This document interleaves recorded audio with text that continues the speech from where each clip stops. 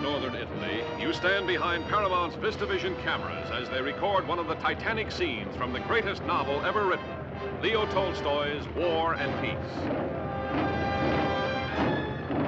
Impressive as this scene may be, you'll find the story of War and Peace even more fascinating if we go back a few years in time and show you just how a motion picture of this unprecedented scale and magnitude takes form. To produce the fantastic array of costumes and equipment, factories throughout Italy and Switzerland worked overtime for months. Uniforms of hundreds of different types reproduced with painstaking accuracy.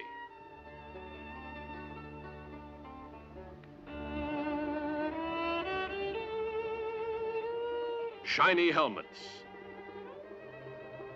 flashing armor, and boots, boots, boots. Hundreds of boots, soon to be filled by marching, fighting men. The first models of the cannon are inspected and approved.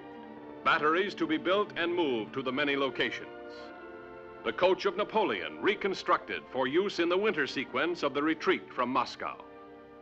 As the 0 hour approaches for the beginning of production, there is an attitude of tense excitement in the air, climaxed by the arrival of the stars who are to appear in War and Peace.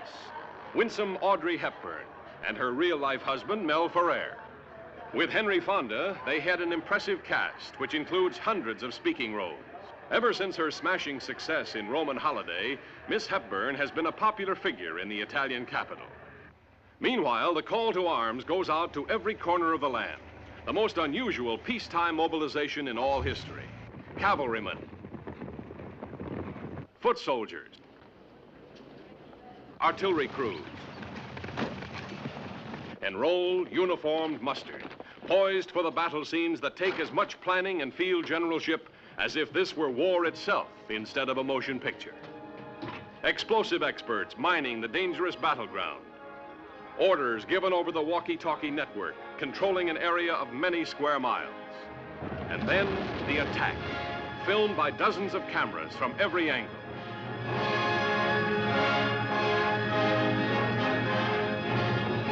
Today, this scene you see being filmed has been processed in Technicolor, cut in to become but a fleeting moment of the vast 3-hour panorama of spectacle and romance that is the motion picture, War and Peace.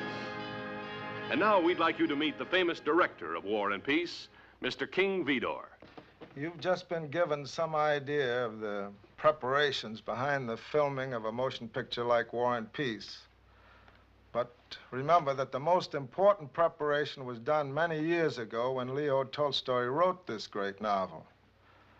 With the help of a cast which I consider no less than inspired, and of many other thousands of dedicated people, we have tried to do justice to this tremendous work.